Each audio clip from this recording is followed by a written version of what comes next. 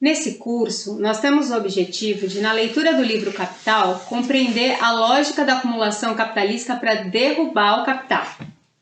Estudamos que o dinheiro, usado de uma forma particular para comprar a mercadoria, a força de trabalho e os meios de produção, se chama capital. É ao acionar o processo produtivo de produção de mercadorias que se dá a transformação do dinheiro em capital. Fomos apresentados a um mistério, que é a desvendar como extrair um mais valor da troca de equivalentes. E no estudo da jornada de trabalho, compreendemos que acontece um roubo do valor gerado a mais pela força de trabalho, que é apropriado de forma privada pelos proprietários de capital. A questão central de Marx no livro 1 é mostrar que a força de trabalho é o componente do capital que gera valor novo na sociedade e que, portanto, produz riqueza. Cada militante que fez a leitura e passou por esse curso teve o contato com a análise científica para afirmar que na sociedade capitalista é a classe trabalhadora que gera valor. E essa é uma afirmação fundamental na luta de classes.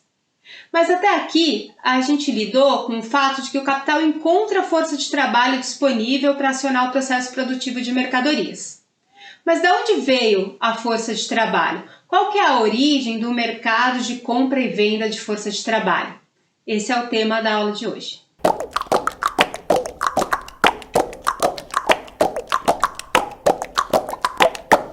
Para responder essa questão, o capítulo, assim chamada acumulação primitiva, se dedica a uma abordagem histórica que remonta à transição do feudalismo para o capitalismo. No feudalismo, a relação social de produção era caracterizada pelas condições objetivas e subjetivas de trabalho estarem unidas. Ou seja, os servos eram proprietários dos meios de produção e estavam presos à terra na relação de troca de proteção por produtos. Esse capítulo vai narrar a separação violenta entre as condições objetivas e subjetivas de realizar trabalho, ou seja, a expropriação das terras e dos instrumentos de trabalho dos trabalhadores. É o método dialético aplicado para compreender um processo histórico movido por contradições. Nas palavras de Marx, a estrutura econômica da sociedade capitalista proveio da estrutura econômica da sociedade feudal. Lendo no autor. O movimento histórico que transforma os produtores em trabalhadores assalariados aparece, por um lado, como sua libertação da servidão e da coerção corporativa. Esse é o único aspecto que existe para os escribas burgueses da história. Por outro lado, porém, esses recém-libertados só se tornam vendedores de si mesmos depois de que todos os meios de produção e todas as garantias de sua existência oferecidas pelas velhas instituições feudais lhes foram roubadas. E a história dessa expropriação está inscrita nos anais da humanidade com traços de sangue e fogo. Para contar essa história, o Marx vai fazer uso da ideia de segredo, de esquecimento e de violência. Esse vai ser o roteiro, o esquema dessa nossa aula.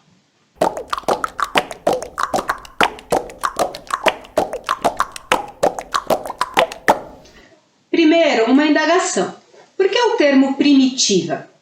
A acumulação primitiva é aquela que precede a acumulação capitalista.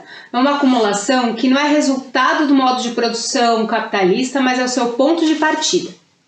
Na obra O Capital, Marx expõe as leis de acumulação capitalista, como vimos nas aulas anteriores. E em seguida, ele analisa a chamada acumulação primitiva, caminhando do complexo ao mais simples, como desdobramento do método dialético. Esse é o pressuposto para a história do capitalismo como modo de produção.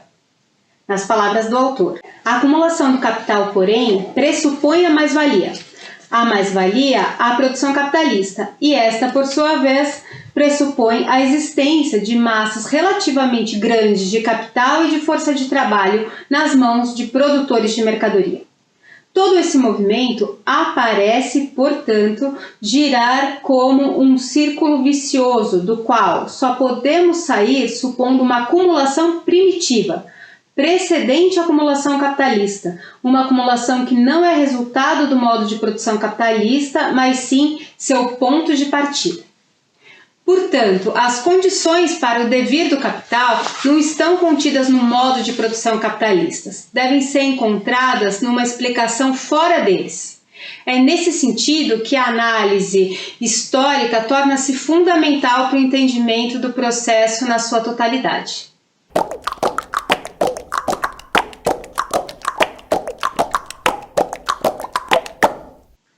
Na assim chamada acumulação primitiva, Marx nos revela os segredos dessa forma que precede a acumulação capitalista, detalhando com lente histórica, notadamente o processo de cercamentos na Inglaterra, em que grandes massas humanas são arrancadas súbita e violentamente dos seus meios de subsistência e lançadas no mercado de trabalho como proletários livres como pássaros. O segredo da acumulação primitiva é a separação do trabalhador das condições de realizar trabalho. Nas palavras de Marx, dinheiro e mercadoria, desde o princípio, são tão pouco capital quanto os meios de produção e de subsistência.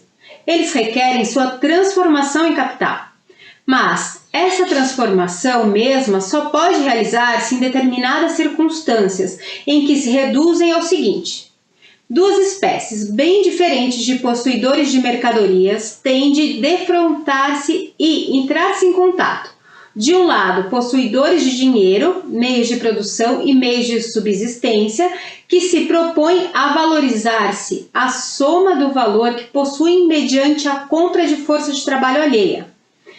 Por outro lado, os trabalhadores livres, vendedores da própria força de trabalho e, portanto, vendedores de trabalhos. Trabalhadores livres num duplo sentido, porque não pertencem diretamente aos meios de produção, como os escravos e servos, nem os meios de produção lhe pertencem. É um processo que transforma, por um lado, os meios sociais de subsistência em capital e, por outro, os produtores diretos em trabalhadores assalariados. O ponto de partida do desenvolvimento capitalista é o ato histórico em que os meios de produção foram expropriados dos trabalhadores e reunidos em mãos muito menos numerosas, que produziu tanto o proletariado quanto o burguês. Portanto, o livre como um pássaro se refere a um livre num duplo sentido que carrega uma ironia. Os trabalhadores não estão presos nem à terra, nem a um senhor, e também estão livres para morrer de fome, à medida que não dispõem nem das condições materiais objetivas nem subjetivas de realizar trabalho. A relação de produção capitalista pressupõe, por um lado, a disponibilidade de força de trabalho livre, ou seja, é a sua existência meramente subjetiva como energia vital, separada das condições objetivas, que são os meios de produção e as condições de produção da sua existência material. E, por outro lado, o capital, uma força social concentrada com a finalidade de ser um valor que se valoriza, na sua dimensão abstrata, negando o valor de uso das mercadorias produzidas. E deve haver uma livre relação entre essas partes, ou seja, ninguém pode apropriar-se diretamente do trabalho alheio. É necessário haver um contrato, é necessário haver uma operação de intercâmbio entre os compradores de trabalho e os vendedores de trabalho.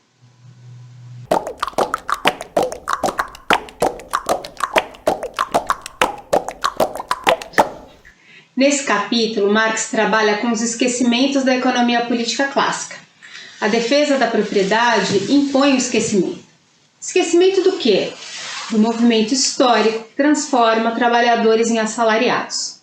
A indagação levantada por Marx indica um sentido de que é se perguntar quais poderiam ser os esquecimentos da economia política se os pressupostos dessa ciência estão apoiados na história. Trata-se de um esquecimento acerca dos acontecimentos violentos que deram origem a sociedades cindidas em classes sociais. Desse modo, só se pode ter acesso a uma ideia distorcida de como se formou o mercado de trabalho. Para um trabalhador acordar todo dia de manhã, segunda-feira, e vender a sua força de trabalho em troca de um salário, foi necessário que muitos trabalhadores fossem marcados a ferro e fogo, como narra o Marx nas leis sanguinárias aplicadas na Inglaterra a todos os trabalhadores que apresentassem alguma resistência às condições do mercado de trabalho que estava surgindo. Em qualquer formação histórica, a sociedade de classes é penosa ao ser humano. Trata-se de uma transição violenta de iguais no estado de cooperação para divididos em classes, no qual o trabalho que deve contribuir para a produção social não é favorável a quem trabalha, mas ao outrem. Marx mostra que o processo de transição violenta deve ser esquecido para que tudo pareça uma transição natural.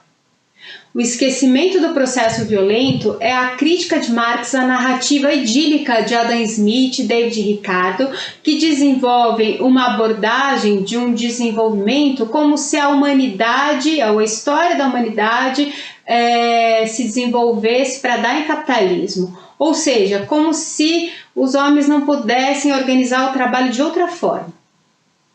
Marx mostra como uma parte da realidade deve ser ocultada e esquecida para que a ciência burguesa funcione.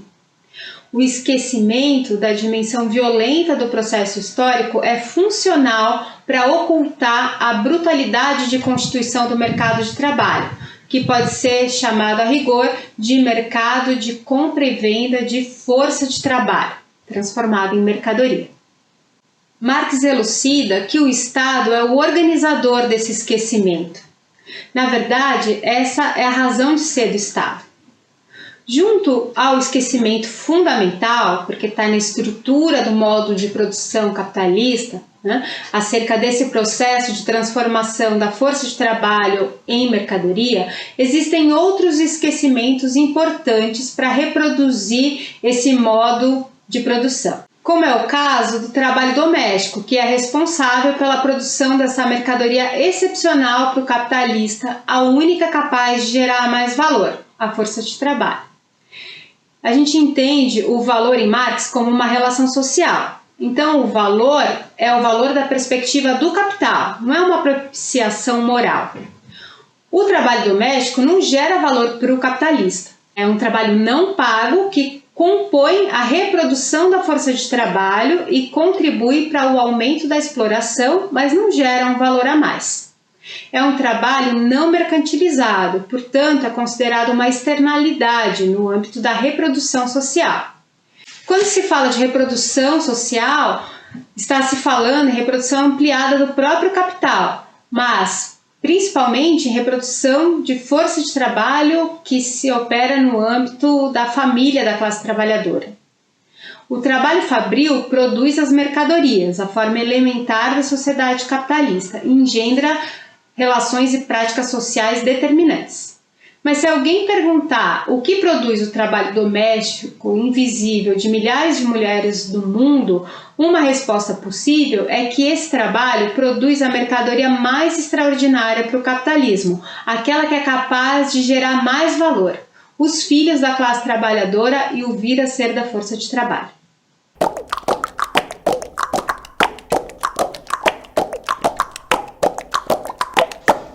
Como vimos nas aulas anteriores, a exploração capitalista nas fábricas e a reprodução da força de trabalho nos bairros populares é uma exploração de ordem econômica.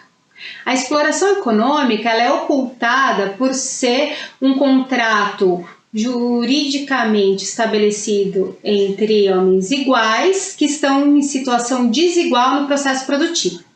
Um é proprietário dos meios de produção e comprador da força de trabalho, e o outro dispõe só e somente da sua força de trabalho para vender por uma jornada de trabalho, pela qual ele será remunerado por um salário, e o salário é o meio pelo qual o trabalhador acessa as mercadorias que ele mesmo produziu. A violência, o roubo do trabalho não pago na jornada de trabalho é ocultado. é necessário uma análise científica da forma salário para revelar esse roubo, uma teoria da exploração, a teoria da mais-valia. Na origem do capitalismo, a violência é a protagonista da história da conquista de outros povos, a subjugação, a humilhação e o assassinato para roubar.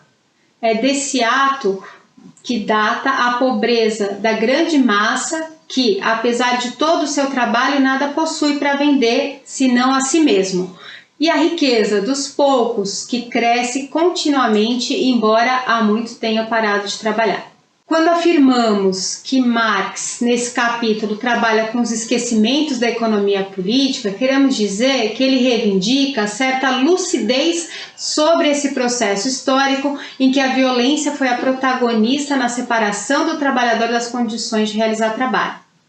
Essa é uma dimensão fundamental da crítica de Marx à economia política clássica, ao procurar identificar o tipo de contradição que move o processo histórico na Europa na transição do modo de produção feudal para o capitalismo, que teve a violência como a parteira da história.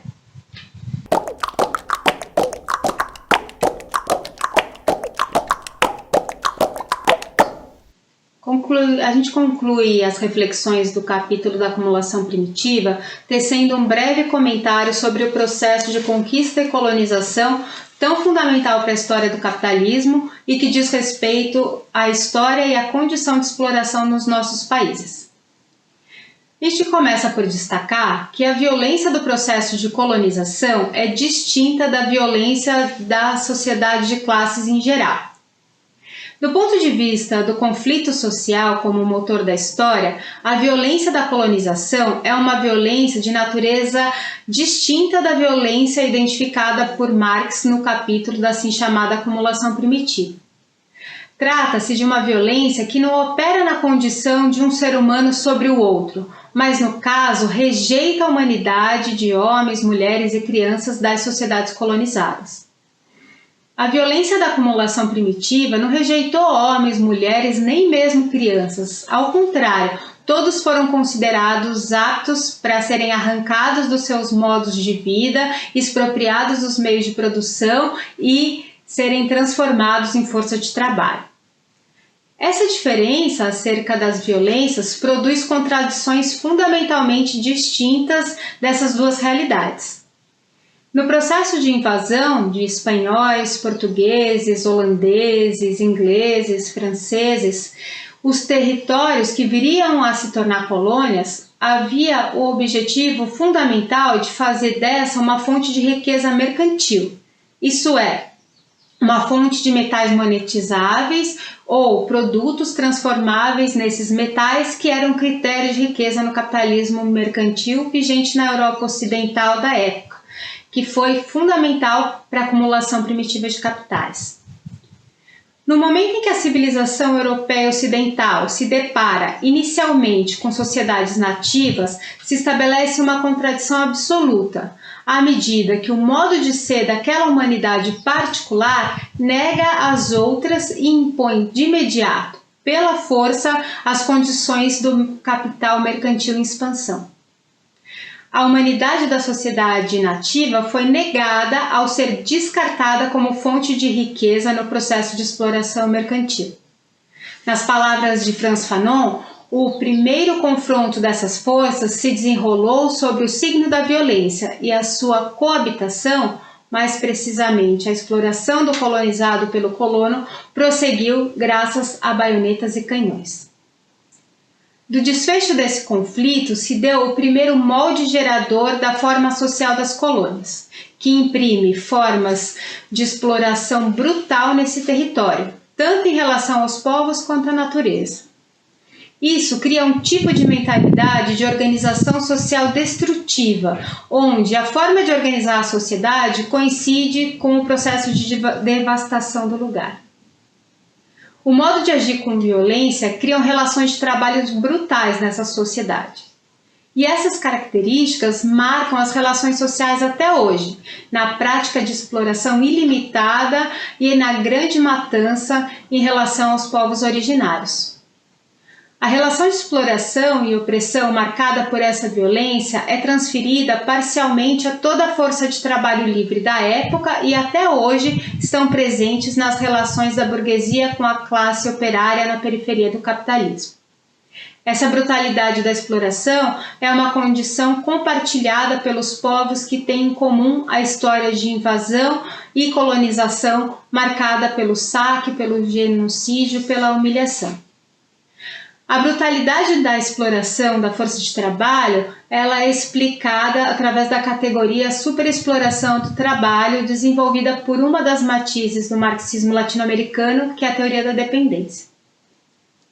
Identificar a violência como força motriz do processo de colonização revela o fundamento predominante nas relações sociais marcadas pela violência exacerbada das forças opressoras dos Estados nacionais, pelo desprezo à vida, como vemos até hoje com o número de mortes pelo vírus ou pela fome durante a pandemia.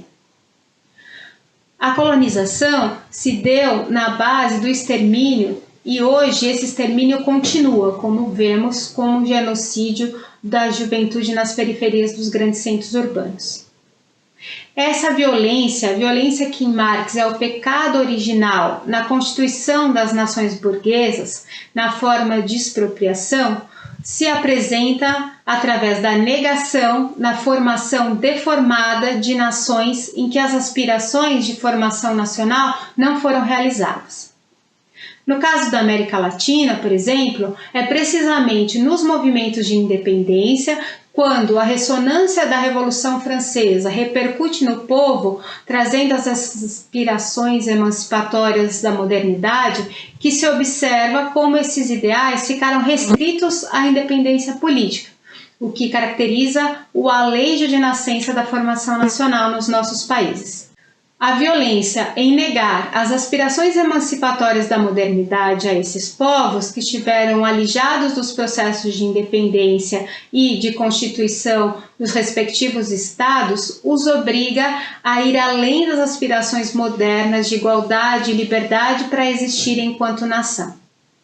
Se coloca o tema da libertação nacional, no mesmo processo emancipatório que libertará o trabalho da violência da exploração e da opressão. Ou seja, não se separa a luta de libertação nacional de uma luta anti-imperialista da luta pelo socialismo. No sul global, essas são várias dimensões de uma mesma luta emancipatória. O tema da libertação nacional, o movimento dos povos que lutam contra a exploração e ao mesmo tempo pelo direito de existir enquanto tal, é uma contribuição ao marxismo a partir dos movimentos revolucionários de diferentes países que estão enraizados na África, na Ásia e na América Latina. A segunda dimensão que a gente quer destacar é a ofensiva do capital diante da crise, remontando o caráter predatório da acumulação primitiva. É importante chamar as coisas pelo nome que elas têm. Essa ofensiva é uma ofensiva do imperialismo que tem uma agenda a cumprir no sentido de uma acumulação por despossessão. Ela opera no âmbito do direito da classe trabalhadora, ou seja, na transformação dos direitos em negócios para aumentar a exploração da classe trabalhadora por meio da retirada de direitos historicamente conquistados, desorganizando as relações de trabalho, lançando os trabalhadores numa situação de desemprego, recessão, informalidade e precariedade das relações de trabalho. A ofensiva se dá também na disputa do Estado, tanto na dimensão política, adequando o Estado Nacional e suas instituições às exigências da acumulação do capital por meio de mudanças nos marcos legais, quanto na dimensão econômica, por meio da apropriação dos mecanismos indutores da produção, passando pelo processo de privatização de empresas estatais, até a disputa da mais-valia social por meio das privatizações de fundos públicos. A democracia está ameaçada nesse processo. O capital financeiro está numa ofensiva para adequar as instituições políticas dos estados nacionais às suas necessidades de acumulação.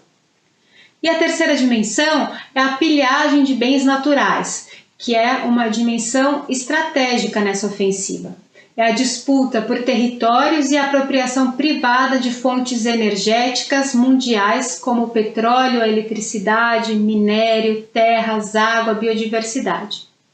Debaixo de todas as nações em guerra tem petróleo ou algum recurso estratégico. Uma outra dimensão interessante da gente notar é o controle ideológico, que faz com que qualquer resistência seja reprimida por mentira, desmoralização, fake news ou, propriamente dito, pela repressão e criminalização da luta. Essa dimensão de atomizar os trabalhadores na produção e na representação política. É um processo de destruição da cultura da classe trabalhadora que favorece o autoritarismo e a fascistização da sociedade. A destruição e a precarização do trabalho geram um enorme contingente humano brutalizado, aptos à eliminação, seja pelo suicídio, pelo genocídio ou pela migração forçada de refugiados. A crise é uma crise de padrão de acumulação do capitalismo, que com a pandemia levou um choque exógeno, um choque externo, que faz com que o capitalismo mude estruturalmente o modo de funcionar.